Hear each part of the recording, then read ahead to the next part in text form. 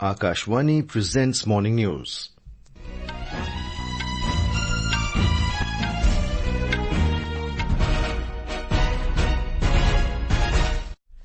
Good morning. I am VC Pramod. The headlines. India successfully carries out launch of Agni 4 ballistic missile from integrated test range at Chandipur in Odisha. Vice President Jagdeep Dhankhar to inaugurate new Sainik School in Gorakhpur district of Uttar Pradesh today. India overtakes China in Morgan Stanley Emerging Markets Investable Market Index. India's foreign reserves jumped by $2.3 billion to hit an all-time high of $683.99 billion. 10-day-long Ganesh Chaturthi festival begins today with great devotion. And India's Hokato Hotozhe Sema bags bronze medal in men's shot put event at Paralympic Games in Paris.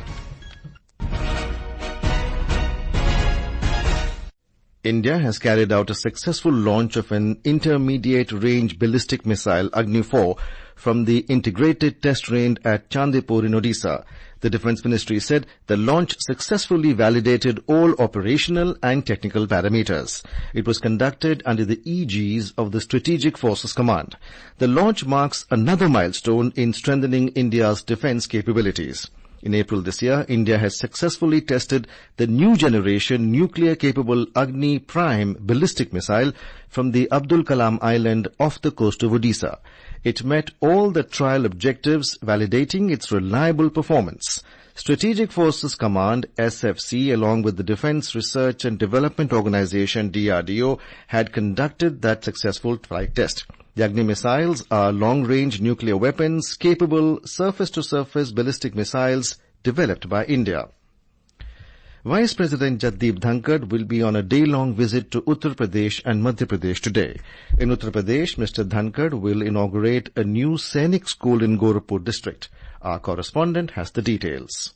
This Sainik School is built on an area of 49 acres in the fertilizer factory complex of Gorakhpur with a cost of Rs 176 crores. After taking admission in class 6 and 9th through entrance examination, studies have started in this Sainik School from 1st of July. In the first phase, 84 each students have been given admission in classes 6 and 9th in this school. There are a total of 40 girls and 128 boys students in the school, which has facilities of 20 classrooms, 4 labs, hostel, dining hall, multipurpose hall, conference hall, 1014-seated auditorium, yoga center, indoor shooting range, indoor swimming pool and a CSD canteen. Sushil Chandra Tiwari, Akashvani News, Gorakhpur. Later, the Vice President will preside as the chief guest at a 2-day national seminar on Rishi tradition and modern life, organized at Jagat Guru Rambhadracharya Divyang State University at Chitrakoot. Mr. Dhankhar will also pay tribute at the statue of Nanaji Deshmukh at Deen Dayal Research Institute at Chitrakoot in Satna in Madhya Pradesh. In Uttar Pradesh, at least 12 people, including 4 children, were killed after a head-on collision between the vehicle in which they were travelling and a roadways bus in Hathras district yesterday. 16 others were injured in the accident.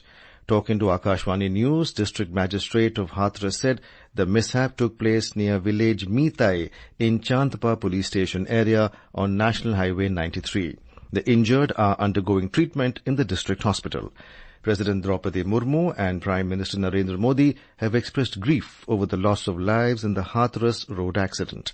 Mr. Modi also announced an ex gratia of 2 lakh rupees from the Prime Minister's National Relief Fund for the next of kin of each deceased. The injured will be given 50,000 rupees.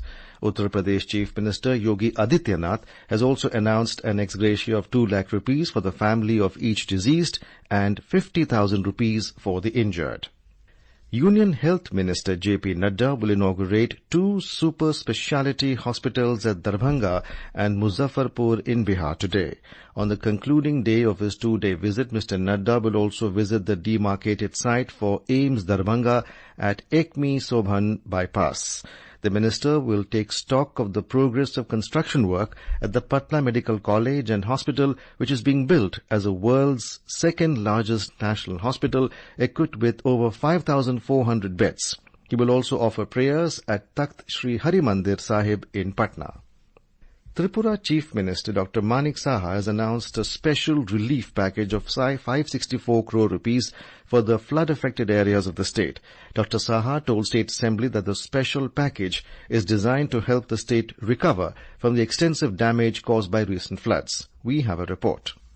Chief Minister Dr. Manik Saha asserted that the initial estimate of damage due to the floods that ravaged the state is about 14,247 crore rupees. He said national highways, state roads and rural roads were flooded and ponds, reservoirs and farmlands were inundated with silt and water. District magistrates and line departmental officers assessed the actual damage at the field level. The Chief Minister said after assessing the actual damage, the state government will submit a memorandum to the Union Home Ministry requesting additional funds for the relief and rehabilitation. Dr. Saha said the total financial package amounts to 564 crore rupees, which will be met from state government funds. The package includes 70 crore rupees for the Food and Civil Supplies Department, where 10 kilo of additional rice per ration card per month for the next 2 months will be provided. This will benefit about 9.8 lakh ration card holders in the state. For agriculture, rupees 15 crore has been sanctioned to provide financial assistance for seeds, fertilizers and other agricultural support for Kharif and Rabi crop production. Kunal Shinde, Akashvani News, Agartala.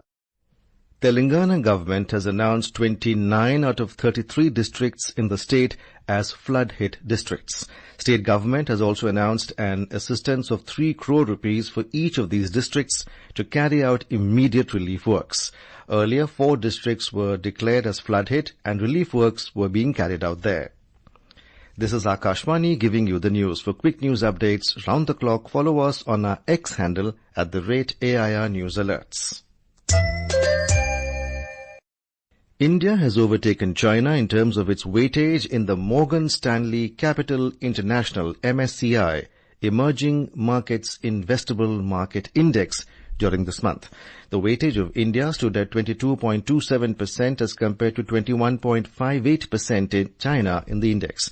Announcement in this regard was made by Morgan Stanley. The rebalancing reflects broader market trends. While Chinese markets have struggled on the back of economic headwinds in that country, India's markets have benefited from favorable macroeconomic conditions. In the recent past, the country has posted a much superior equity market performance driven by strong macroeconomic fundamentals of Indian economy as well as robust performances by the corporates. According to analysts' estimate, post this rejig in the index, Indian equities could witness inflows of about $4 to $4.5 billion. India's forex reserves jumped more than $2 billion to a new high of $683.9 billion for the week ended the 30th of August. As per the RBI figures released yesterday, this is the third consecutive weekly rise of forex reserves backed by healthy dollar inflows. According to the RBI data, in the past 3 weeks, reserves rose by $13.9 billion. The data showed that foreign currency assets, a major component of the reserves, increased by $1.48 billion to $599 billion. Gold reserves saw a surge of $862 million to $61.86 billion. Meanwhile, special drawing rights, SDRs, were up by $9 million to stand at $18.47 billion. The festival of Ganesh Chaturthi is being celebrated today across the country with great devotion. The day marks the birth of Lord Ganesha, who is a symbol of wisdom, prosperity and good fortune. People place clay idols of Lord Ganesha in their home and worship them during the 10-day-long festival. Ganesh Chaturthi is a major attraction in Maharashtra where people celebrate it with great zeal. More from our correspondent. To kick off the Ganesh festival, some households and mandals welcomed their Ganpati Bappa yesterday with devotion and fervor. Others are preparing today to receive their Ganpati Bappa amidst the rhythm of dhol tasha pathaks, fireworks and energetic music.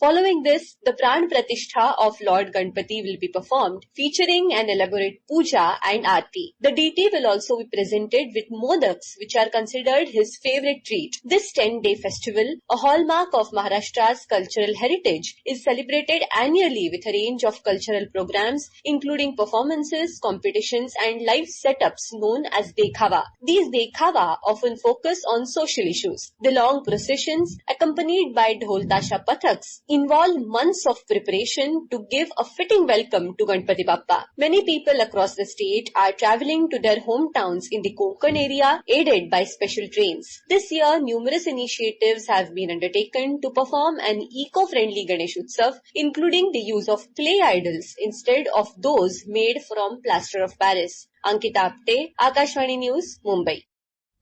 In Telangana, all arrangements are in place for the grand celebration of Vinayak Chaturthi with emphasis on eco-friendly practices.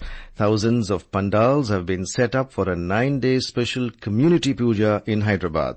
The state government has announced free electricity supply to the community pandals this time.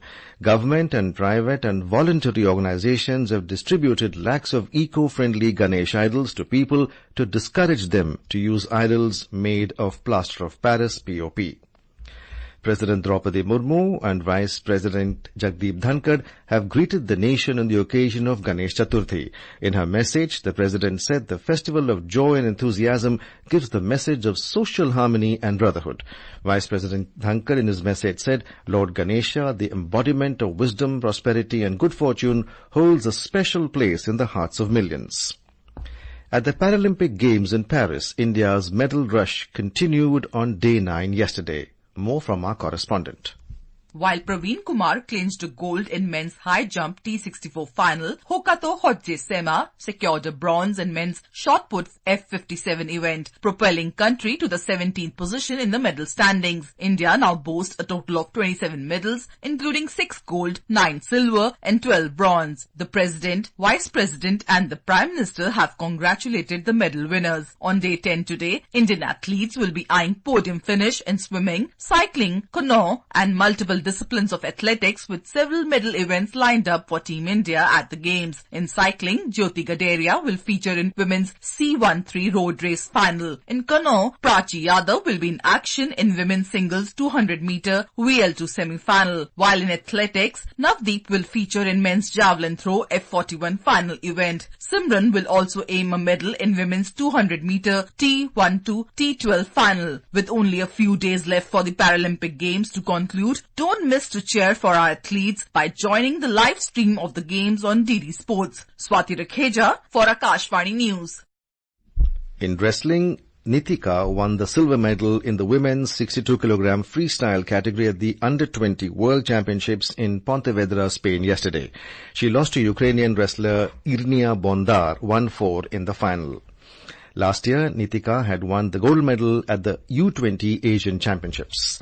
And now, for a look at today's newspapers, it's over to Shagun Chopra. Thank you, Pramod. Prime Minister says India can find a solution to global water crisis is the lead story in The Statesman. The Indian Express reports saving water has always been part of India's consciousness, says PM. PM Modi reiterated the mantra of reduce, reuse, recharge and recycle to save water.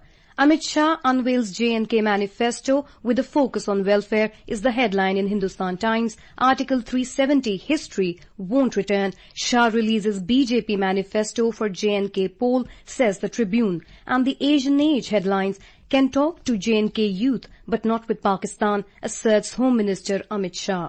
Most papers also have on their front page the story with pictures of wrestlers Vinesh Phogat and Bajrang Punia joining the Congress party as it released a list of 32 candidates for the October 5th Haryana Assembly elections. And with that, it's back to you, Pramod. Thank you, Shagun. And now, before we end the bulletin, the headlines once again.